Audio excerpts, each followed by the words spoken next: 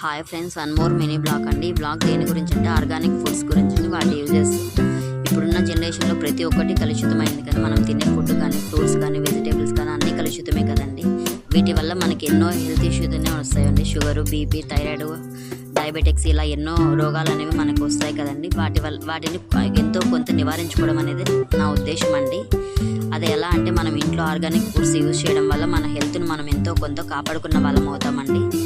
ఇది ఎలా అంటే మనం మనకున్న ప్లేస్లోనే చిన్న చిన్న పూల కుండీల్లో వెజిటేబుల్స్ కానీ, ఫ్రూట్స్ కానీ, పాలకూరలు కానీ ఇలా వేసుకోవడం వల్ల మనం ఉపయోగించడం వల్ల మన హెల్త్ అనేది కొంతవరకన్నా మనం కాపాడుకున్న వాళ్ళం అవుతాం కదండి. ఇప్పుడున్న జనరేషన్లో ప్రతి ఒక్కటి కలుషితంతో కూడుకున్న ఫుడ్డే తింటున్నాం కదండి. మనం కానీ, మన పిల్లలు కానీ.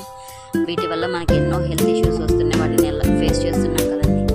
వాటిని ఎంతో కొంత నివారించుకోవడం చెప్పడమే నా ఉద్దేశం అండి.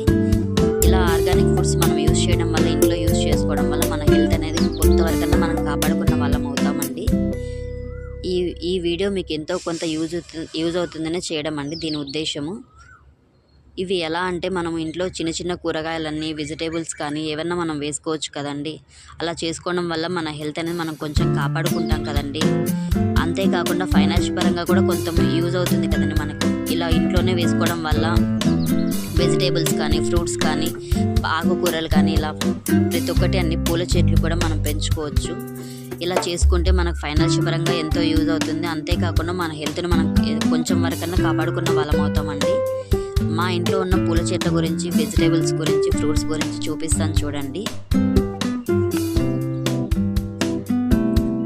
ఇది చింతాకు చెట్టు అండి. దీనివల్ల ఎన్నో ప్రయోజనాలు ఉంటాయండి. వీటి గురించి మీకు తెలిసిందే కదండి. చింతాకు అనేది చాలా హెల్త్కి యూజ్ అవుతుందండి, ఎంతో బెనిఫిట్. ఇది నెక్స్ట్ ద్రాక్ష చెట్టు అండి. ఇది ఇంకా కాయలు కాయలేదండి, ఇప్పుడే స్టార్ట్ అయింది చిన్నది. ఇవి వంకాయలు అండి, వంకాయ చెట్టు. ఇవి వంకాయలు కాసాయి చూడండి. నెక్స్ట్ ఇది పుదీనా అండి, పీకాము మళ్ళీ స్టార్ట్ అవుతుందండి. ఇవి పచ్చిమిరపకాయలు అండి, పచ్చిమిరపకాయ చెట్లు వేసాము. ఇవి కూడా ఇప్పుడు సమ్మర్ కదండి, ముందు వేసినాము, అవి చనిపోయి మళ్ళీ స్టార్ట్ చేసాము. ఇవి వంకాయ చెట్లు. నెక్స్ట్ మునక్కాయ అండి, మునగ చెట్టు. మునగాకు అనేది కూడా హెల్త్కి ఎన్నో విధాలుగా యూజ్ అవుతుంది. కానీ మునక్కాయ కానీ, మునగాకు కానీ ఎన్నో బెనిఫిట్స్ ఉంటాయి కదండి.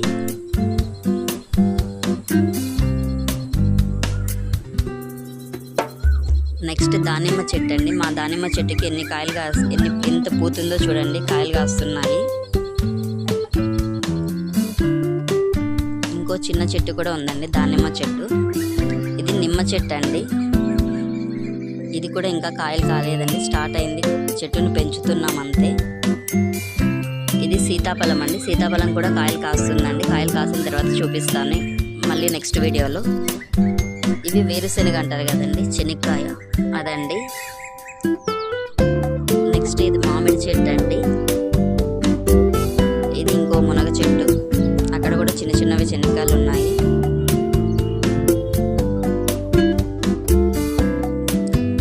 ఇది కరేపాకు చెట్టు అండి.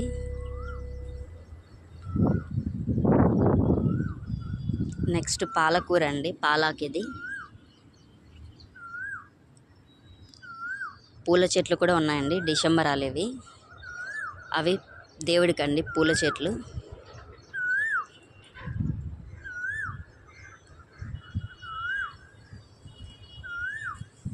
ఇవి కనకాంబరాలండి. ఇవి జాజి, కదే జాజి అంటారు కదండి, ఆ చెట్టు ఇది.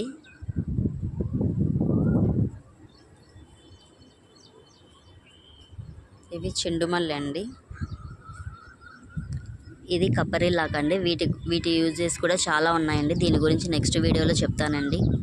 కోల్డ్, కాఫ్కి కూడా యూజ్ అవుతుందండి. ఇది ఎలా అనేది నెక్స్ట్ వీడియో చేస్తానండి. ఇది గోరింటాకు చెట్టు అండి.